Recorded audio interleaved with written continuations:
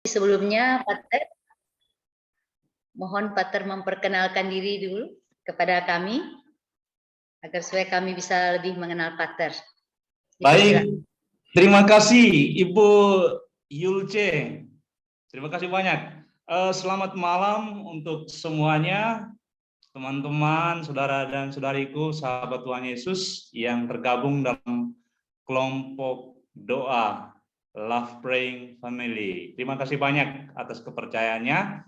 Nama saya Pastor Arkadius Jabur OCD. Saya salah satu anggota dari Ordo Karmel Tak Berkasut Santa Teresia dari Avila. Saya sekarang bertugas sebagai pemimpin di Biara Pusat OCD Indonesia, Komisariat Santo Yosef di Kupang, Penfui. Yang mau dolan-dolan, jalan-jalan, siara, silakan mampir ke Kupang. Terima kasih.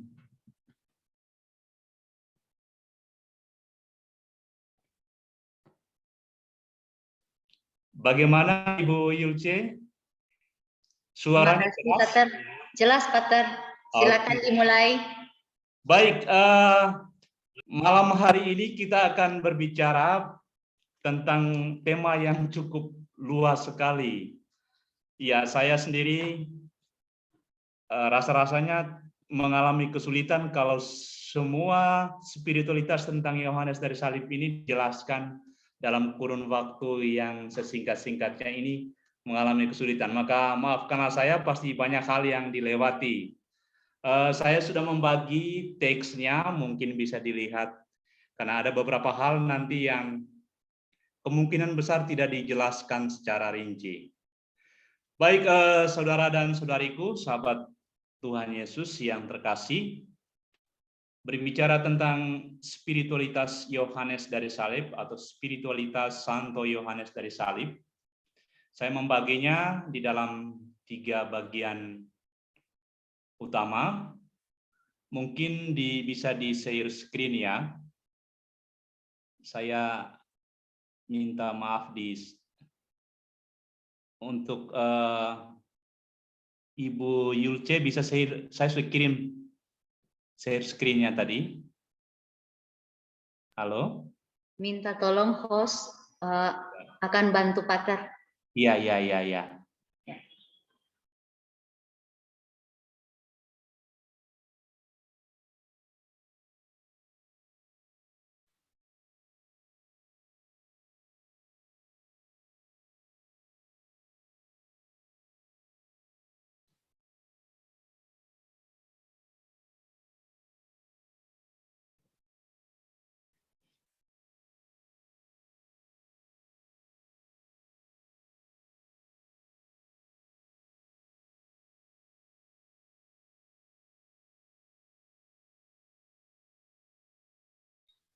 Dipersilakan, Pater.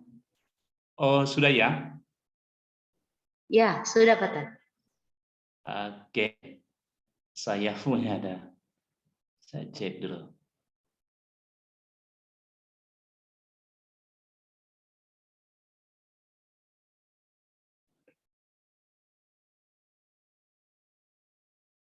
Yang besar, yang pertama kita akan mengenal sedikit tentang latar belakang siapa itu Yohanes dari Salib.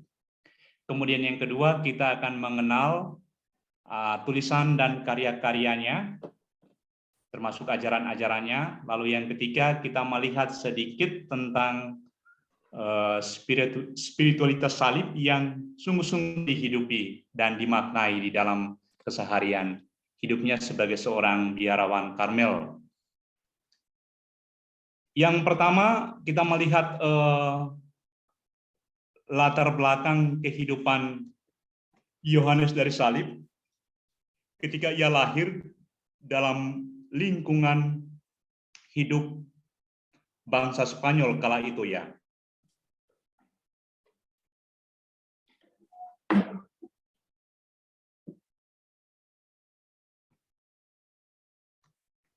Kita melihat waktu kehidupan Yohanes dari Salib Saat itu bangsa Spanyol memang sudah bertumbuh dan berkembang menjadi suatu negara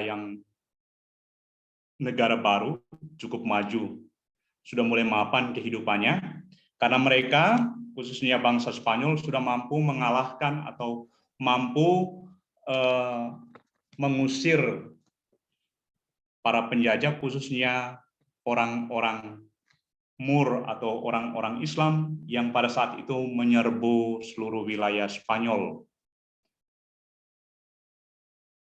Dan Yohanes sendiri sebagai seorang anak bersama orang tuanya sungguh merasakan di masa-masa awal hidupnya bagaimana mereka harus hidup di dalam situasi seperti ini.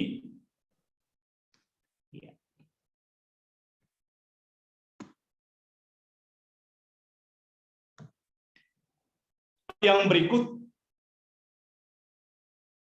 pada masa kehidupan Santo Yohanes dari Salib, saat itu juga, khususnya di Spanyol, ada percampuran baik budaya maupun agama. Dan itu sungguh mempengaruhi kehidupan Santo Yohanes selanjutnya. Ada percampuran bangsa, suku, orang-orang Jerman, orang-orang Keltik, orang-orang Yahudi, dan orang-orang Spanyol sendiri. Kemudian ada pencampuran agama, agama Kristen, agama Yahudi, agama Islam. Agama Islam itu datang dari bangsa Moor atau orang-orang Moor. Dan situasi seperti ini ada pencampuran orang-orang dan pencampuran kepercayaan atau agama juga menimbulkan konflik dalam situasi itu. Dan saat itu pemerintahan Spanyol membuat kebijakan bekerja sama dengan institusi gereja yang saat itu sangat terkenal yang disebut dengan Inkuisisi. Bagaimana institusi ini sangat berperan penting di dalam mengekang gerak laju orang-orang yang tidak menganut agama Kristen Katolik. Peran Inkuisisi saat itu sangat kuat.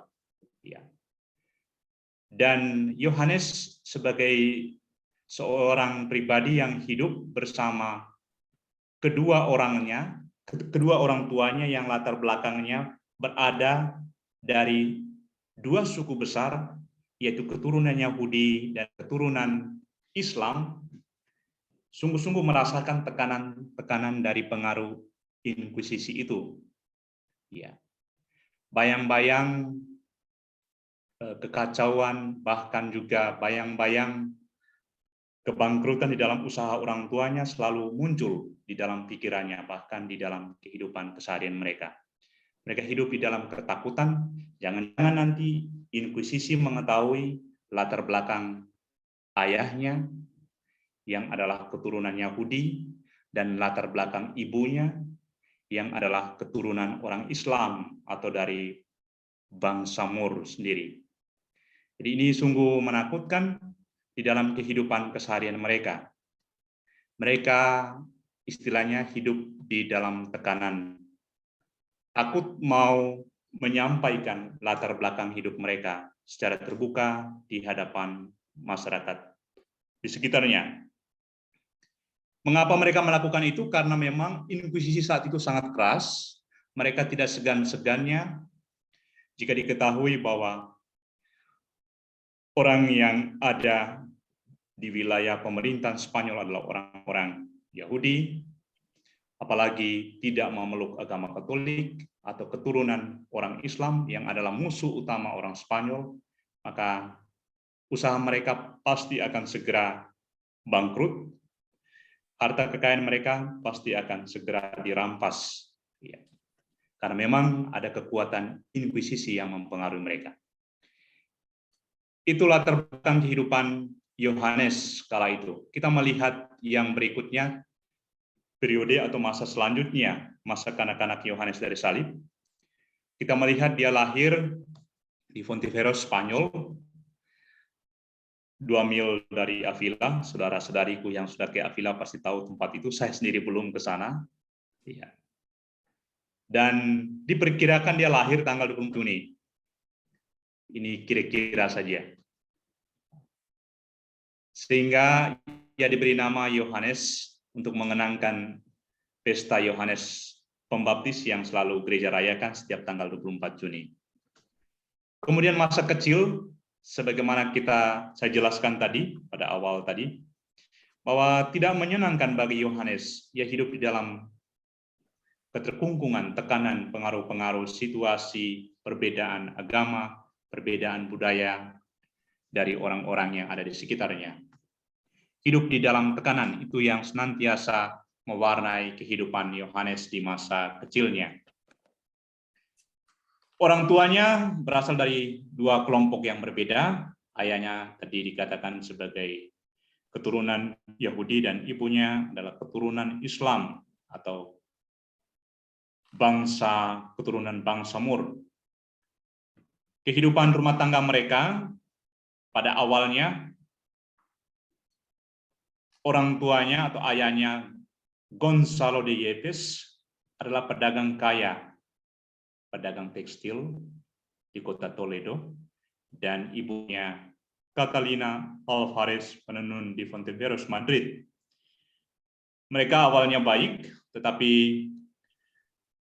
perkawinan orang tuanya, Gonzalo dan Catalina, tidak direstui oleh keluarga besar Gonzalo, sehingga menimbulkan perpecahan, keterputusan relasi antara keluarga besar Gonzalo yang sudah mapan dengan keluarga Catalina. Mereka membangun kehidupan yang baru setelah pernikahannya dengan ayah mereka, Gonzalo. Kita berangkat ke slide yang berikutnya.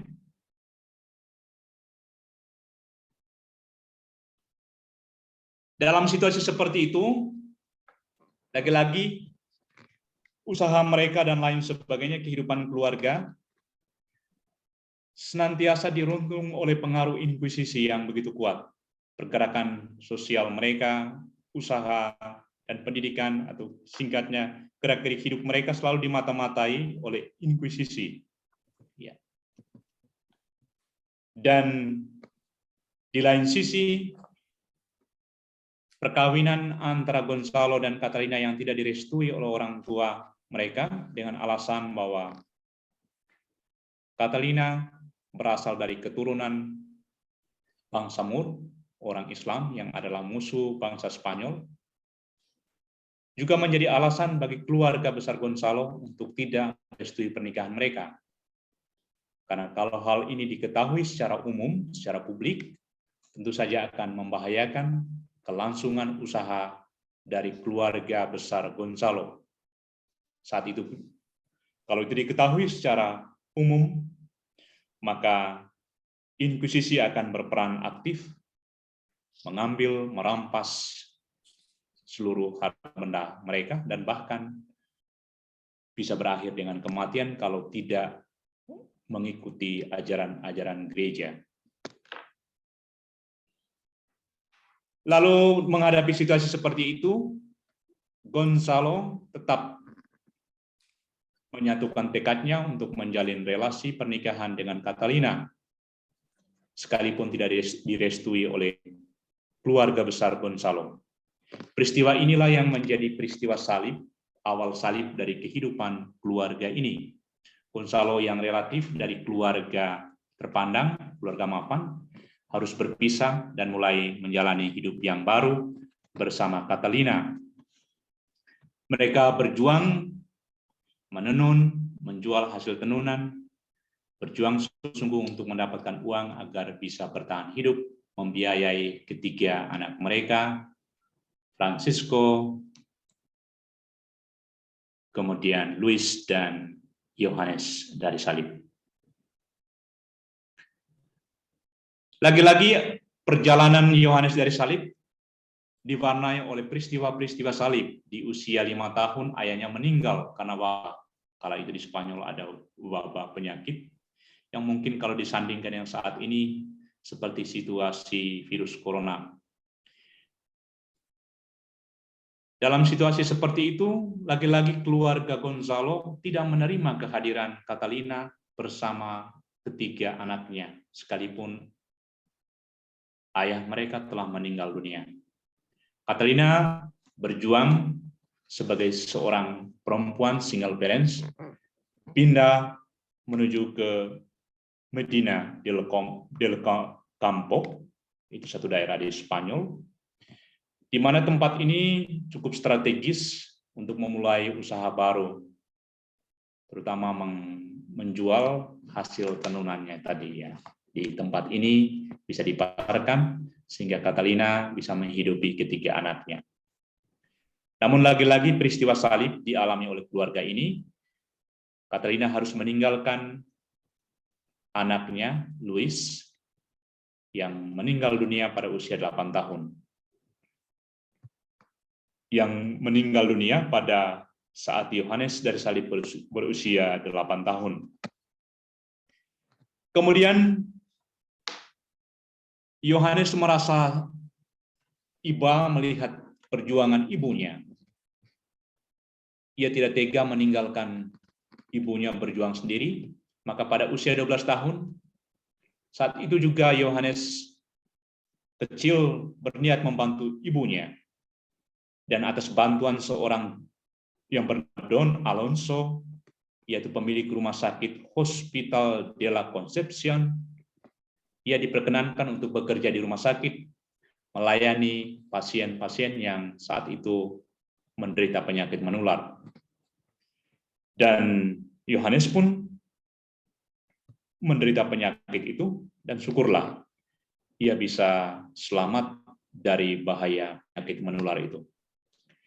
Kemudian atas kerja keras Yohanes dari salib, Yohanes kecil, melihat kegesitannya, semangatnya untuk terus belajar, kerajinannya, menarik perhatian Don Alonso untuk membiayai Yohanes kecil menuju ke tempat pendidikan yang dibina oleh para Yesuit di Medina.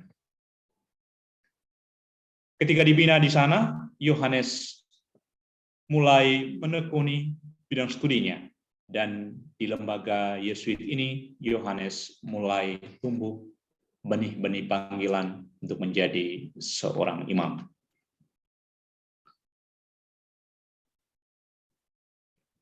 Kita ke slide berikutnya. Di lembaga Yesuit, Santo Yohanes atau Yohanes kecil belajar banyak hal. Secara khusus ia menekuni sastra klasik, filsafat, dan juga belajar musik. Dan secara khusus dia mendalami atau menekuni trik-trik atau gaya-gaya di dalam menulis. Pengetahuan menulisnya diterima atau dipelajarinya di lembaga di Kolese Jesuit. Selama periode di lembaga pendidikan Yesuit, Yohanes sungguh-sungguh dikuatkan dan diteguhkan di dalam panggilannya untuk menjadi seorang Karmelit.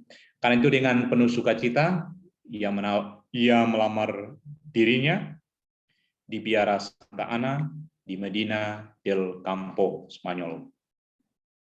Dan ia bergabung dengan para Karmelit di sana. Lalu episode yang kedua. Episode yang kedua terjadi ketika Yohanes sudah mulai menghidupi semangat hidup Karmel. Pada abad ke-13, secara khusus, kehidupan biara Karmel berkembang di wilayah Eropa.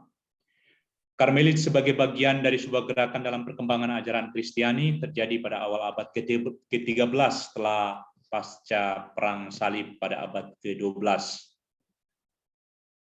Di saat yang sama, gereja nampaknya kehilangan hubungan dengan umat dan kesadaran akan kitab suci telah mulai luntur. Maka dalam konteks itulah orang-orang Eropa, khususnya saat itu, mulai mencari bentuk atau cara hidup baru yang dipandang kembali ke semangat hidup awal Ordo Karmel saat itu, yaitu hidup di dalam kesederhanaan, merenungkan kitab suci, kemudian menghayati nilai-nilai Injil, hidup di dalam kemiskinan, kemurnian, dan ketaatan. Praktek hidup ini mulai dihidupi juga oleh kalangan umat di sana, secara khusus kelompok-kelompok tertentu, membentuk suatu persekutuan hidup. Untuk apa? Untuk mendalami kitab suci dan juga untuk mendalami tradisi-tradisi gereja. Karmelit secara khusus menjadi tempat untuk belajar bersama tentang kehidupan ini. Yang berikutnya, Ordo Karmel, khususnya para Karmelit, itu tidak bisa terlepas dari kehidupan mereka di Gunung Karmel, karena dari sanalah Ordo Karmel berasal. Karmelit memilih Gunung Karmel sebagai tempat tinggal mereka, karena memiliki kaitan yang erat dengan kehidupan Nabi besar di dalam kitab suci, yaitu Nabi Elia, di mana ia hidup dan tinggal di dalam keindahan Gunung Karmel. Keindahan Gunung Karmel, keheningan Gunung Karmel dilihat sebagai simbol rahmat Allah yang senantiasa bekerja setiap saat. Karena itu Ordo Karmel dan para anggotanya dikenal sebagai Karmelit. Sesungguhnya berasal dari kata karemel. Karmel itu karemel, yang artinya kebun anggur Tuhan. Karena itu para Karmelit senantiasa berjuang untuk menjadikan dirinya sebagai media ladang atau kebun di mana anggur sukacita, anggur kedamaian, anggur kegembiraan bisa dialami oleh segenap umat. Yohanes dari Salib tertarik untuk bergabung dengan Ordo Karmel karena yang pertama, hidup di dalam kesederhanaan, hidup di dalam semangat tradisi awal Ordo, dan hidup di dalam keheningan sambil merenungkan kitab suci siang dan malam. Maka pada tahun 1563, ia bergabung dengan Ordo Karmel. Kemudian Yohanes menjalani masa inisiasi atau masa novisiat dengan mempelajari tradisi-tradisi Ordo, kemudian mempelajari kemampuan-kemampuan lainnya di dalam pribadinya, pengembangan kepribadiannya, sampai pada saatnya ia menjadi pribadi yang kaya di dalam gagasan, serta kaya di dalam pemahaman akan budaya, akan tradisi-tradisi gereja. Dan ini yang membekali Yohanes dari Salib untuk menjadi seorang Karmelit. Ya, berikutnya. Episode yang ketiga, ini masa-masa yang paling menentukan di dalam seluruh pergumulan persiaran hidup Yohanes dari Salib sebagai seorang anggota Karmel. Episode ketiga ditandai sebagai episode reformasi di dalam Ordo sendiri. Selama kurang lebih 23 tahun, Yohanes berada di dalam Karmel. Ada pengalaman yang sangat mengesankan dia, secara khusus di dalam perjumpaan dengan sesama saudaranya di dalam Ordo, dan bagaimana berjuang untuk membangun kehidupan Ordo kala itu. Bagaimana dia membaharui Ordo bersama dengan Santa Teresia Avila. Kehidupan Ordo yang tidak sesuai lagi dengan semangat hidup awalnya, dia berjuang untuk membawa kembali kehidupan Ordo ke semangat hidup para petapa di Gunung Karmel.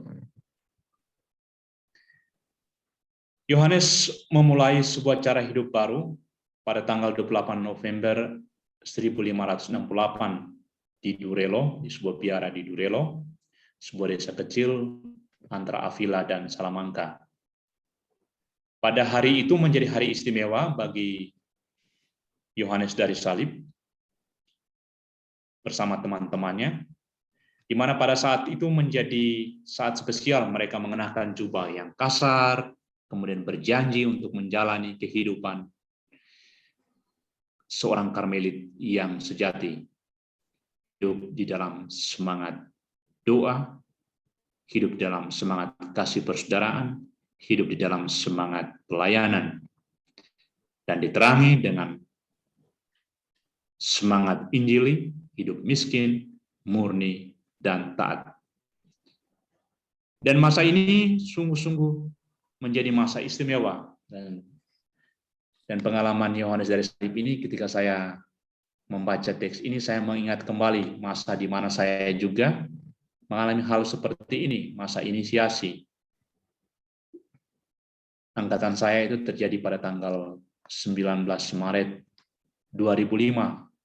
Kami menerima busana Karmel, kami berjanji untuk hidup miskin, untuk hidup murni, miskin, dan taat. Demikian pun Yohanes dari Salib, pada saat yang sama juga dia mengganti namanya. Ini menarik, dia mengganti namanya dari Santo Yohanes dari Santo Matias, nama awalnya Yohanes dari Santo Matias, kemudian diubah menjadi Yohanes dari Salib. Ya, pengalaman ini juga terkesan di dalam Ordo Karmel kami sendiri pada saat penerimaan busana awal atau kaul pertama, di saat itu pun kita mengganti nama. Saya tidak mengganti seluruhnya, tapi menambah nama di belakang nama yang diberikan orang tua. Arkadius Jabur dari Salib, ada kata dari salibnya.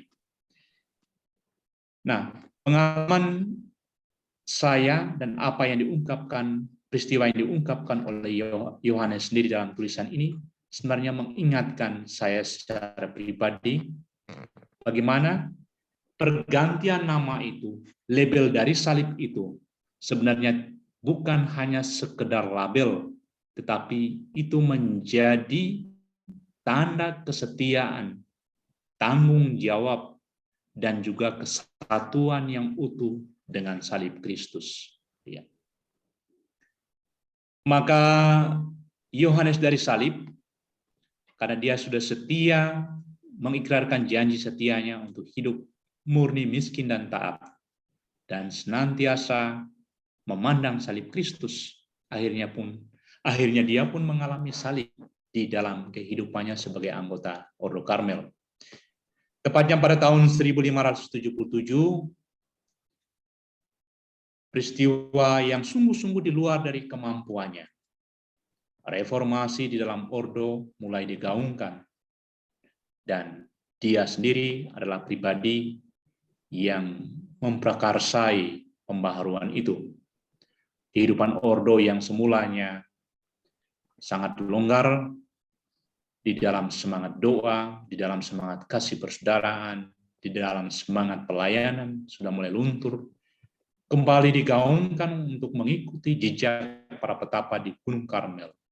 Hidup di dalam keheningan, hidup di dalam doa, hidup di dalam kasih persaudaraan, dan hidup di dalam pelayanan.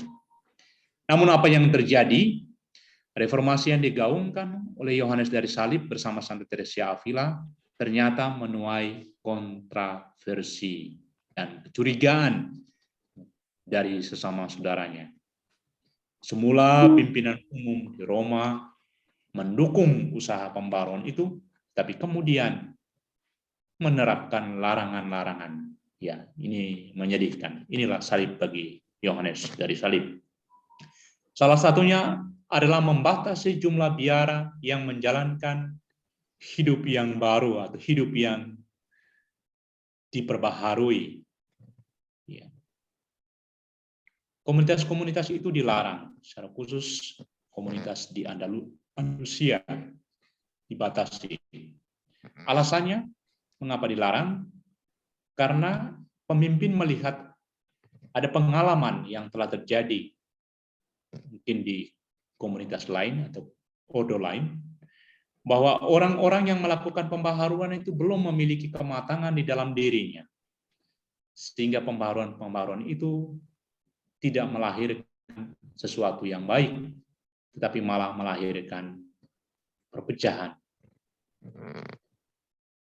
Selain itu, larangan-larangan yang ditujukan oleh pemimpin juga ternyata berpengaruh di dalam kehidupan internal bangsa Spanyol kala itu.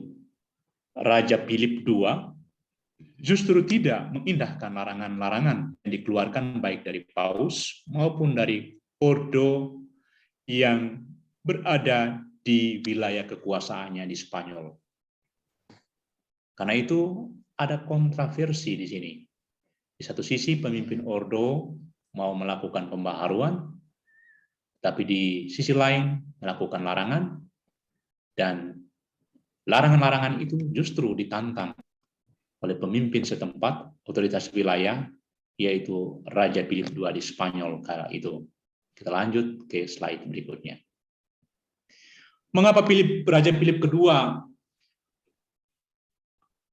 sangat tidak mendukung larangan yang diajukan oleh para pemimpin Ordo Karmel di Roma kala itu? Karena memang gereja di Spanyol, khususnya raja pada saat itu, ikut mengambil bagian atau berpengaruh penting di dalam pengambilan keputusan di dalam gereja. Karena mereka punya tujuan-tujuan sendiri.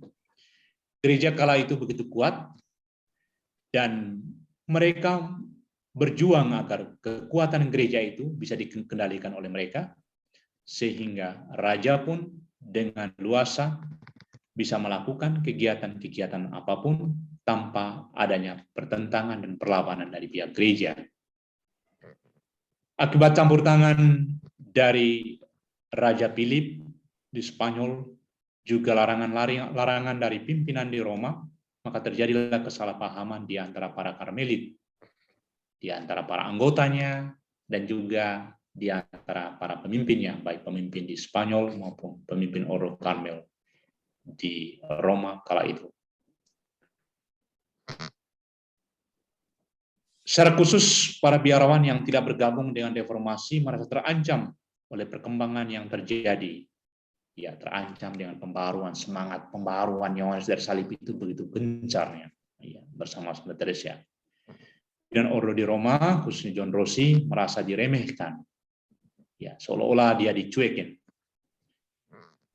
Kemudian kesulitan komunikasi, ya, pada abad itu bisa dibayangkan. Kalau sekarang bagus, saya bicara saat ini bisa didengar di mana-mana, di luar negeri bisa begitu mudahnya. Tanpa surat, lewat WhatsApp, kita bisa berkomunikasi. Begitu mudah sekarang. Saat itu harus bersurat. Dan dikatakan bahwa sebenarnya kesalahpahaman itu kecil saja, bisa diatasi. Kalau surat yang masuk dari Ordo, pimpinan Ordo di Spanyol ke Roma cepat tiba, kemudian balasan surat dari Roma ke Spanyol juga tiba pada waktunya. Diharapkan begitu, sehingga komunikasi itu bisa berjalan dengan baik. Tapi tidak. Maka apa yang dikatakan oleh para pemimpin di Spanyol, menunggu balasan dari Roma sungguh luar biasa lamanya. 1 bulanan, 2 bulanan, dan lain sebagainya. Maka di dalam Ordo terus terjadi terpupuk konflik, kebingungan, dan lain sebagainya. Maka tidak bisa dielakkan lagi kecurigaan, bahkan saling menuduh, saling menghakimi terjadi di dalam Ordo. Ya. Semuanya itu menimbulkan kebingungan, bahkan kekacauan. Kita lihat slide berikutnya. Ya, keterlambatan komunikasi tadi atau buruknya komunikasi kala itu membuat banyak persepsi, ya, pemimpin di Roma maupun pemimpin yang ada di Spanyol, mereka melihat ini ada gerakan, ya, gerakan yang semakin sulit dikendalikan.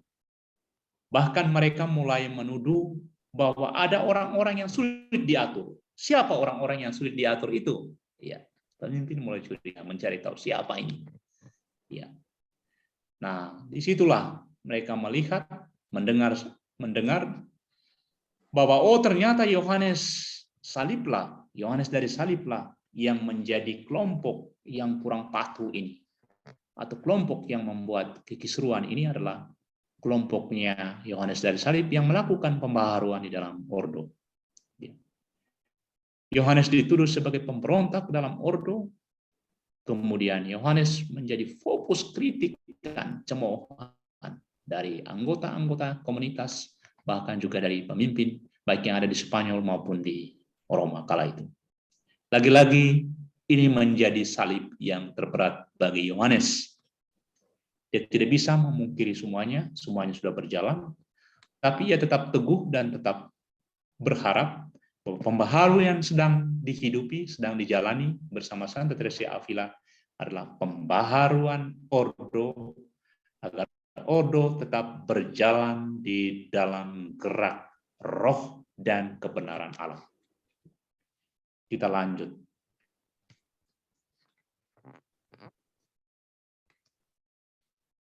Kemudian yang berikutnya, dari kisru yang terjadi, dari kesalahpahaman, dari persepsi, dari komunikasi yang tidak lancar, yang buruk tadi, maka melahirkan penyaliban bagi Yohanes dari Salib. Ia disalibkan di Toledo. Tepatnya pada bulan Desember tahun 1577, ia ditawan dalam satu rumah kecil dekat biara inkarnasi oleh Imam Karmel, dan selanjutnya dipenjarakan di biara di Toledo. Yohanes dituduh oleh para pemimpin Ordo Karmelit sebagai pemberontak dan tidak taat dengan peraturan yang diberikan Ordo. Ya, ini tuduhan yang paling istilahnya yang paling keras sudah ini. Kalau kita merenungkan peristiwa penyaliban Yesus, ya ini sama dengan tuduhan dia ini menghujat Allah. Ya.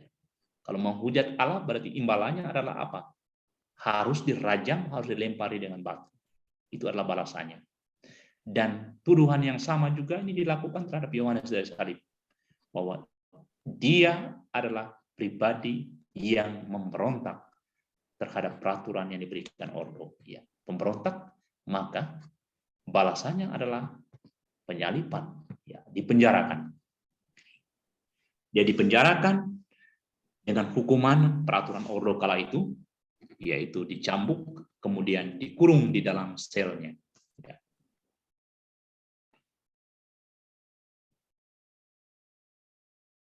Di dalam sel di Toledo, ia menghabiskan waktu di dalam kesunyian yang mendalam dan dalam kondisi yang sangat menyedihkan. Ya, tentu saja orang yang dipenjarakan kita tahu sendiri. Ya. Banyak orang yang mengatakan ya penjara saat ini berbeda dengan penjara di tahun setelah atau sebelum kemerdekaan. Ya, sekarang itu dari penjara bisa pesan berbagai jenis makanan boleh. Ya, katanya yang penting ada orang Manado bilang ada doinya, tinggal bayar saja. Ya. Waktu itu Yohanes sungguh menderita, ya, sungguh-sungguh menyedihkan. Ya, keadaan fisiknya, makanan yang tidak memenuhi standar kesehatan, kemudian hak-haknya sebagai anggota Ordo untuk apa? Untuk berdoa bersama, makan bersama, rekreasi bersama, bekerja bersama, semuanya dihapuskan. Ya. Dia dikurung di dalam sel ruangan khusus, di dalam kesendirian, di dalam kesunyian, dan tentunya di dalam situasi seperti orang yang dipenjarakan, kehausan, dahaga, makanan yang buruk atau jelek. Ya. Tetapi menarik karena kekuatan Tuhan, ya tadi sudah menyatukan tekadnya untuk mempersatukan seluruh sejarah hidupnya dengan salib Kristus, dengan mengambil nama tadi Yohanes dari Salib, maka dalam situasi seperti itu justru Yohanes memiliki kedekatan ya roh dengan Kristus yang tersalib. Ya.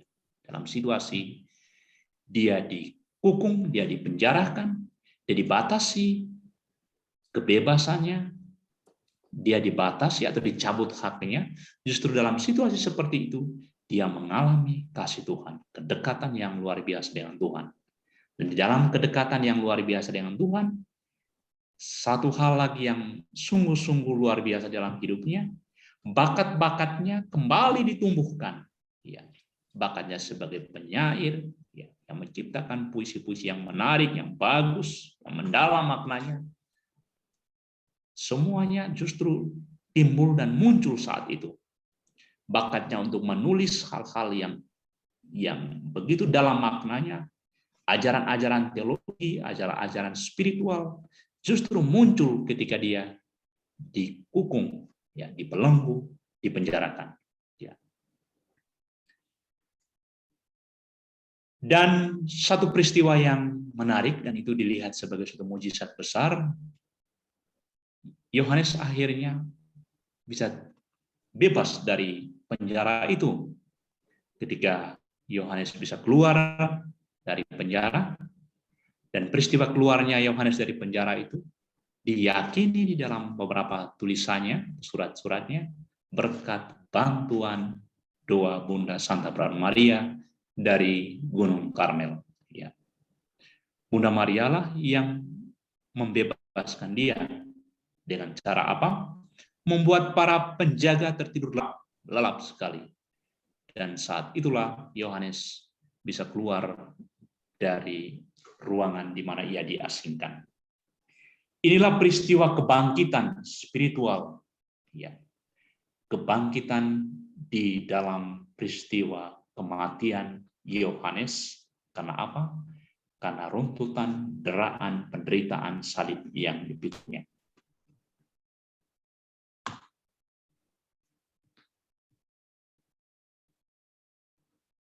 Kita berlanjut ke slide yang berikutnya.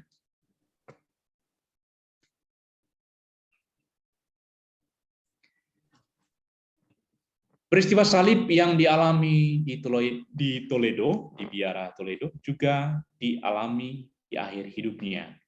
Ya. Setelah ia keluar dari penjara di Toledo pada tahun 1578, ia masih melanjutkan semangatnya untuk menulis, ya, tulisan-tulisan klasik, tulisan-tulisan yang mendalam artinya, nilainya, baik secara teologi maupun nilai-nilai spiritual, terus dijalaninya. Kemudian kelihayan kepintarannya semakin hari semakin menampakkannya melalui tulisan-tulisannya itu, melalui syair-syair, melalui puisi-puisi, dan melalui lagu-lagu. Ya. Dan semua itu terjadi setelah ia keluar dari penjara di Toledo.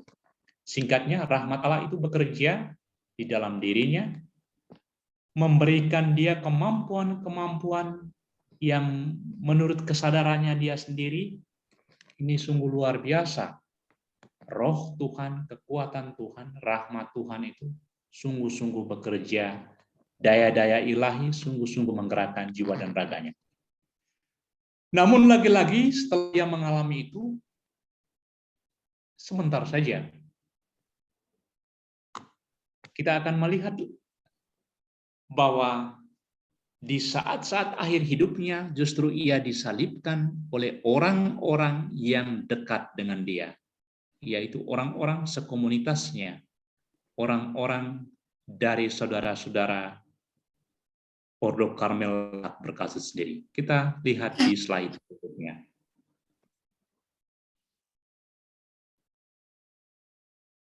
Iya. Ini menyedihkan sekali bahwa di akhir hidupnya ia tidak diberi jabatan apapun. Ia mendapat perlakuan kekerasan, ya, secara verbal, ya, dari sama saudaranya di komunitas. Bahkan yang lebih menyedihkan sekali, saudara-saudaranya di komunitas ingin mengeluarkan dia dari keanggotaannya sebagai Ordo Karmel Tak Berkasut. Menyedihkan sekali. Ya. Namun rencana itu, rencana dari saudara-saudaranya untuk mengeluarkan dia dari keanggotaan itu, justru dijawab dengan kematian Yohanes dari salib. Ya. Dan sekarang Ordo melihat ini adalah peristiwa rahmat terbesar dari Tuhan untuk menyelamatkan Ordo. Hal ini dilihat sebagai faktor yang menguntungkan untuk menghindari ketercelaan citra Ordo Karmel tak berkasut. Ya. Lagi-lagi pengalaman ini Yohanes melihatnya sebagai peristiwa ia dibangkitkan Tuhan dari kematiannya, di mana ia dianggap mati sebagai anggota Ordo Karmel dengan rencana saudara-saudaranya dalam Ordo untuk mengeluarkannya, tetapi Tuhan tidak menghendakinya. Nah, saudara-saudaraku, kita melihat yang berikutnya cahaya-cahaya salib di dalam pengalaman Santo Yohanes dari salib. Yohanes dari salib selalu tampil sebagai pribadi yang penuh ceria, penuh bersahaja, dan di dalam kemanusiaannya yang dia mencari kesucian Allah. Jadi dia mencari kesucian Allah di dalam kemanusiaannya yang 100%. Kehidupannya sebagai seorang Karmelit tidak selalu menyenangkan, tetapi ia berhasil mengatasi trauma, trauma di masa kecilnya, trauma di saat dia dipenjarakan, pengalaman-pengalaman buruk yang dia terima dari sesama saudaranya, kemudian dia mengolahnya dan mengubahnya menjadi daya atau sumber rahmat, daya kreativitas yang melahirkan nilai-nilai rahmat bagi Ordo, bagi siapa saja yang membaca dan merenungkan tulisannya. Dan semuanya itu terjadi berkat kekuatan salib Kristus. Kekuatan dia adalah salib Kristus dengan perpaduan kemampuan di dalam dirinya, kemampuan daya intelektualitasnya, kemampuan daya batinianya, dia padukan dengan kekuatan salib Kristus, sehingga ia mampu mengatasi konflik-konflik di dalam kehidupan Ordo dan juga konflik di dalam kehidupan masyarakat. Yang berikutnya,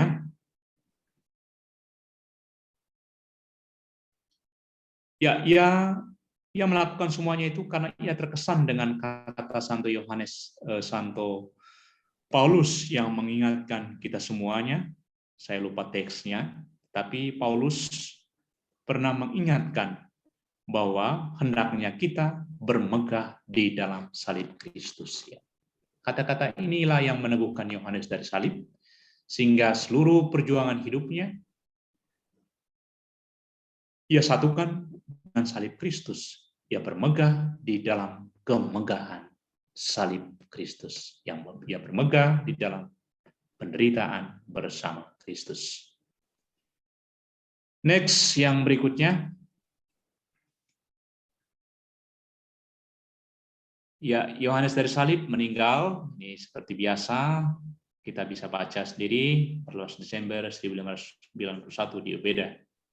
Dan menjelang akhir hidupnya, dia meminta para saudaranya, ya sekalipun para saudaranya membenci dia, tetapi dia tetap memintanya dengan penuh ketulusan hati agar dibacakan di hadapannya teks Kidung Agung yang sangat disukainya.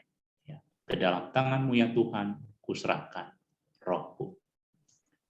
Kita lihat slide yang berikutnya. Ini kanonisasi, kita bisa baca sendiri. Lanjut ke yang berikutnya. Slide berikutnya. Bagian yang kedua. Di sini kita melihat pada bagian yang kedua ini, bagaimana karya-karya Yohanes dari salib itu berperan dalam kehidupan gereja saat ini, tulisan-tulisannya. Saya tidak bisa menjelaskan semua, begitu banyak tulisannya. Ada beberapa karyanya saja yang kita lihat. Dan kita dalami sedikit isinya. Ya, ini karya-karyanya. Ada pendakian Gunung Karmel, ada malam gelap, ada mada rohani, ada nyala api cinta, ada puisi-puisi, ada nasihat-nasihat, dan ada surat-surat. Ada banyak tulisan atau karya-karyanya. Kita ke slide berikutnya. Kita melihat pendakian Gunung Karmel, ini salah satu karya besarnya. Di dalam karyanya ini dia menulis tentang satu kata yang sungguh-sungguh luar biasa tentang nada, tiada, dan tentang todo segala. Ya.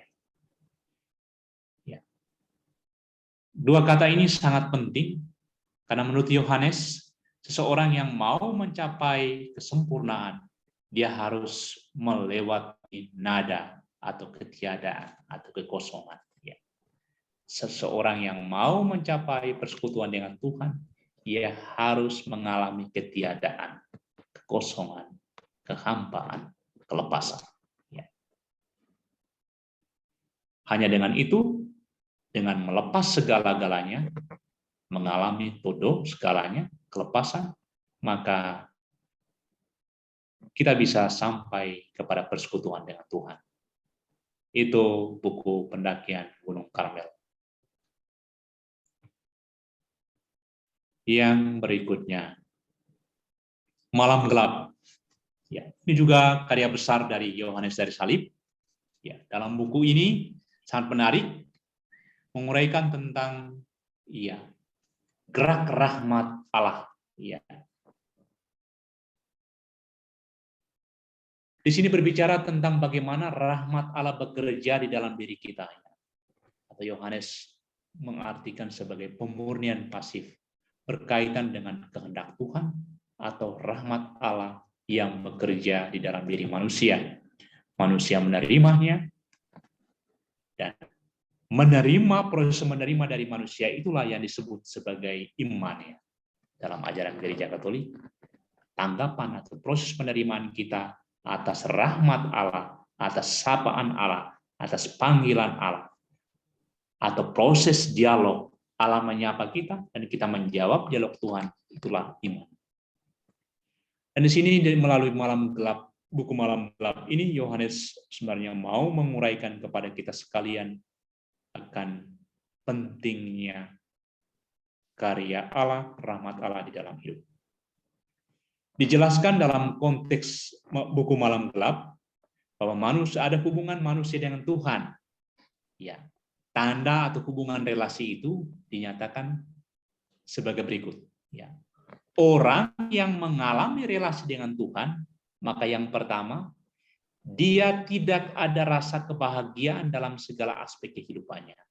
Tepatnya, tidak ada kebahagiaan dari doa. Yang kedua, dia berusaha untuk senantiasa melayani Tuhan. Kemudian yang ketiga, beralih dari doa meditasi ke doa kontemplasi.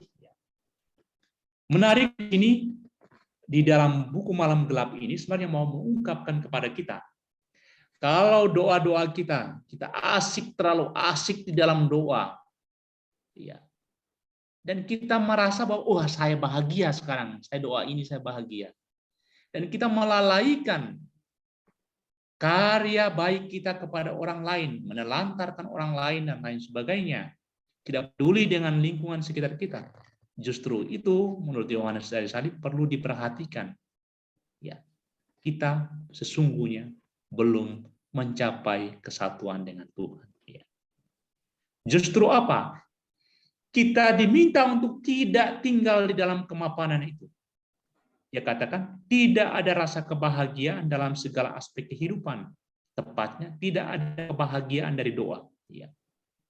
Tidak mengalami bahagia, tidak mengalami kebetahan di situ. Tetapi senantiasa berusaha melayani Tuhan, mengarahkan kita dari rasa senang atas Tuhan menuju ke kesadaran yang lebih mendalam.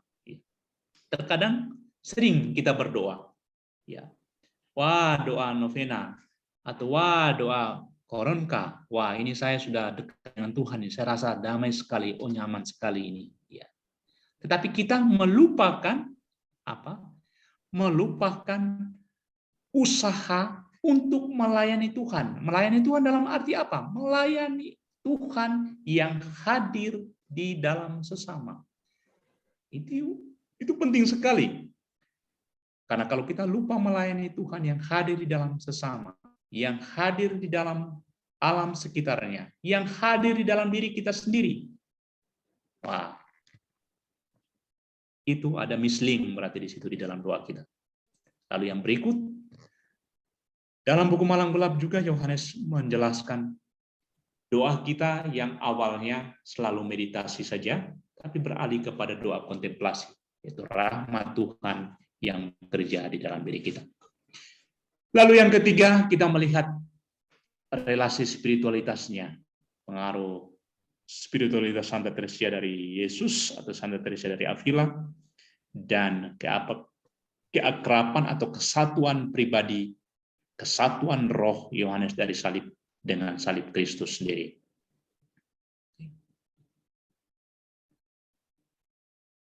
Perjumpaan dengan Teresia Avila terjadi pada tahun 1567 ya, ketika Yohanes dari salib ditabiskan menjadi imam. Ya.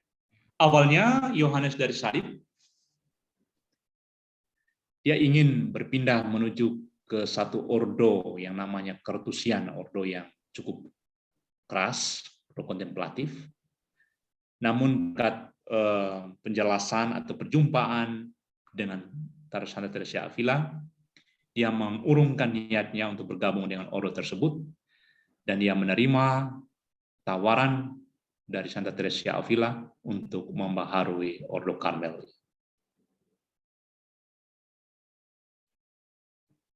Kita ke slide berikutnya. Ini bisa dibaca sendiri, ini hanya kisah. Ya. Di dalam perjumpaan dengan Teresa Avila ini menarik, perjumpaan kedua mistikus ya, kedua orang yang sungguh kuat di dalam doanya. Mereka saling memuji, dan satu pujian yang begitu berkesan di dalam tulisan Yohanes, Teresa mengatakan demikian. Meskipun badannya pendek, badan Yohanes pendek, namun ia besar di mata Tuhan. Ia masih muda, namun hidupnya penuh dengan tapa, penuh dengan mati raga, pikirannya tajam, kemauannya teguh, tak tergoncangkan, dan tingkat doanya tinggi. Ya. Ini kesan batinnya dalam perjumpaan Santa Teresia Avila dengan Yohanes dari salib. Ya. Dan kesan ini memang benar adanya. Itulah yang membuat Teresia Avila jatuh hati dengan Yohanes dari salib dan meminta Yohanes dari salib untuk bersama-sama membantunya di dalam membaharui ordo Karmelia. Kedua tokoh pendoa yang luar biasa ini. Kita lihat ke slide yang berikutnya. Ini juga bisa dibaca sendiri. Slide yang berikutnya.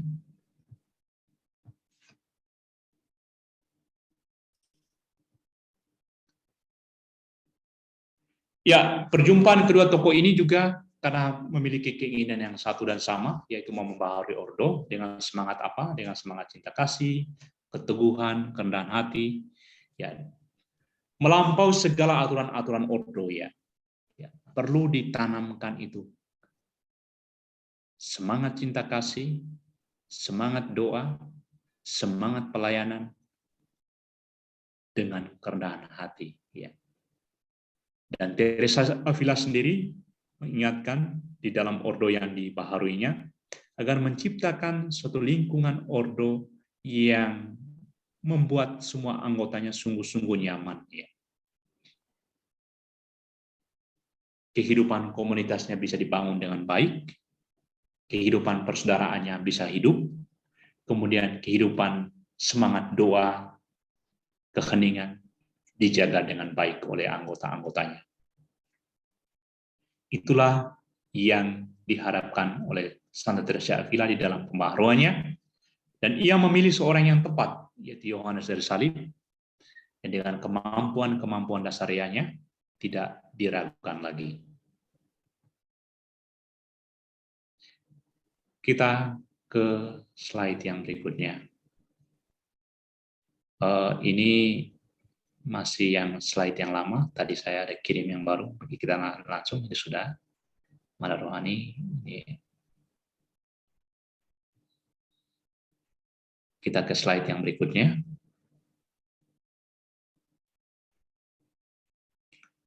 Iya.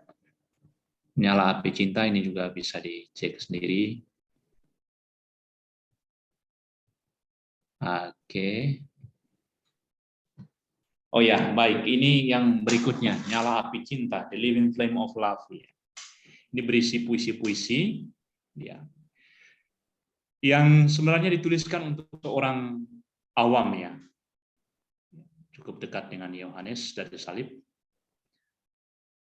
Di dalam puisi-puisi ini sebenarnya mau berbicara tentang pengalaman mistik, ya, pengalaman perjumpaan Yohanes dengan Tuhan, ya. Ada kata yang menarik, itu nyala api, merupakan panggilan roh yang muncul dalam bentuk lidah-lidah api. Ya, bagi Yohanes dalam puisi ini, orang yang bersatu dengan sang kekasih harus dipersatukan di dalam roh, ikatan cinta antara Kristus dan Bapa. Ya, roh Kristus, roh Bapa sendiri yang menyatukan. Karena itu, roh adalah nyala api cinta yang menghibur, ya, menguatkan, menguduskan. Hal inilah yang membuat Yohanes dari salib mengungkapkan makna persatuan yang paling dalam dengan Tuhan di dalam kekuatan roh Kristus, roh kudus yang membaharui hidupnya. Nyala api cinta merupakan panggilan untuk bersatu di dalam kekuatan roh Allah sendiri. Kita beranjak ke slide berikutnya.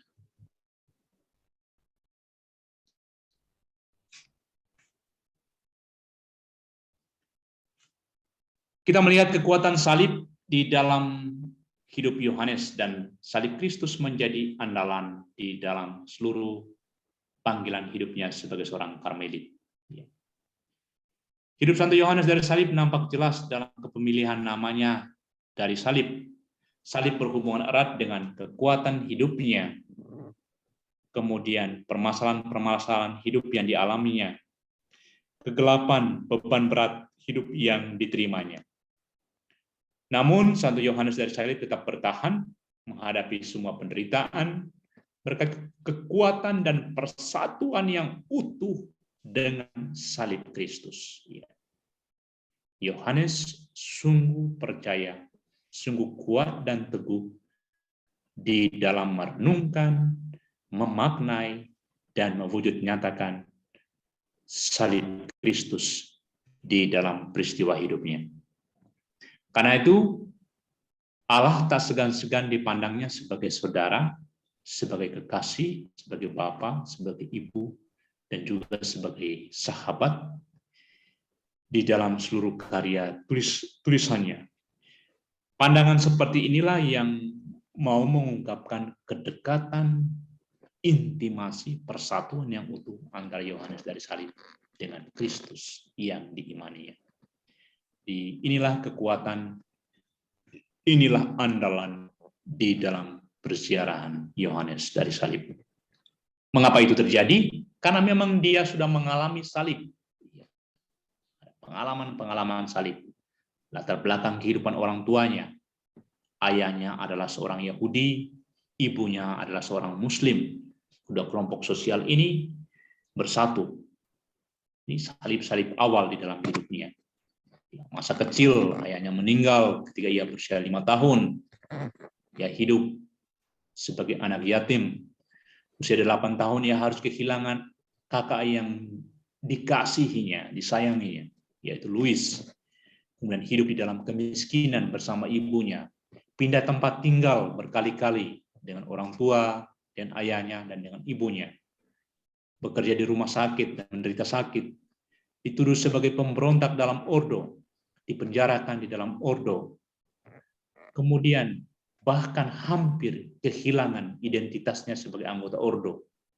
Kemudian lembaga inkuisisi yang selalu memata-matai kehidupannya, kehidupan keluarganya, sejak dari awal sampai dengan saat ia sudah menjadi seorang imam Karmelit. Tulisan-tulisannya itu senantiasa dimata-matai oleh kekuatan inkuisisi. Tapi syukurlah, semuanya itu diterimanya berkat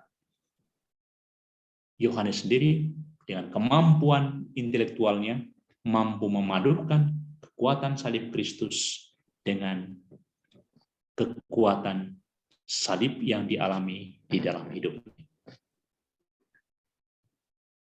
Yang berikutnya, terakhir, bagi kita sekalian, ajaran Santo Yohanes dari salib sungguh menantang ya daya nalar kita. Ini ajaran apa ini, penjelasan teologi macam-macam ya, puisinya juga ini kata-katanya sangat klasik. Ini apa semuanya ini ya. Susah untuk dipahami dan menantang bagi semua orang yang mau mencari nilai dan arti dari hidup yang sesungguhnya. Tapi menarik bahwa semuanya itu tidak abstrak. Mengapa tidak abstrak? Karena Yohanes sendiri sudah menghidupinya. Apa yang ditulisnya adalah hidupnya. Ya, menariknya di situ. Karena itu, semua yang dijelaskan di dalam karya-karyanya ini tidak menjadi abstrak lagi, tapi sudah diwujud nyatakan melalui kesaksian hidupnya sendiri. Ajarannya tetap nyata, karena apa? Muncul dari hati dan diungkapkan dengan bahasa imajinasi yang tinggi. Muncul dari kedalaman hati, kebeningan jiwa, kejernihan pikiran intelektualnya. Itulah yang membuat karya-karyanya bernilai tinggi dan tetap tahan sampai dengan saat ini. Maka kita sekalian yang mempelajari, yang membaca dan merenungkan tulisan Santo Yohanes dari Salib, kita patut bersyukur karena kita memiliki seorang Yohanes dari Salib yang sampai pada akhir perjalanannya serta mengalami sendiri segala keindahan yang dijumpainya. Ya, ada peristiwa-peristiwa yang indah di dalam hidupnya, peristiwa-peristiwa salib yang dialaminya. Kemudian ia sudah sampai di dalam perjumpaan dengan Tuhan. Setelah ia sudah sampai mengalami perjumpaan dengan Tuhan, lalu ia kembali kepada kita sekalian, menulis, menjelaskannya, dan mewariskan karya-karya tulisannya untuk kita sekalian. Ini luar biasa. Banyak orang lain, setelah ia menikmati, setelah ia mengalami perjumpaan dengan Tuhan, ada yang tidak kembali lagi menulis, ada yang tidak kembali lagi meninggalkan ajaran-ajarannya. Ya. Tapi kita bersyukur bahwa seorang Yohanes dari Salib, setelah ia mengalami peristiwa-peristiwa perjumpaan dengan Tuhan, melalui sederetan pengalaman-pengalaman salib yang dilaluinya, kemudian ia kembali di dalam tulisan-tulisannya, meninggalkannya untuk kita sekalian, agar kita pun bisa kembali mengalami peristiwa sukacita ketika kita setia memaknai salib-salib hidup kita. Ajaran Yohanes dari Salib membantu banyak orang dalam memahami siapa itu diri kita sendiri, siapa itu sesama kita, siapa itu alam sekitar, dan siapa itu Tuhan. Karena itu saudara dan saudariku, kita bersyukur karena kita diperkaya oleh seorang anggota gereja Katolik namanya Santo Yohanes dari Salib yang telah hidup pada zamannya, memaknai penderitaan salib Kristus dengan salib yang dipikulnya, kemudian meninggalkan ajaran-ajaran tentang salib itu kepada kita sekalian, agar hidup kita pun mampu berdaya guna bagi diri kita sendiri, bagi sesama kita, dan bagi orang-orang di zaman kita. Semoga kita bisa meneladani Yohanes dari Salib yang setia merangkul penderitaan-penderitaan hidup yang kita alami dengan menyatukannya di dalam salib Kristus, sumber kekuatan dan keselamatan kita. Terima kasih.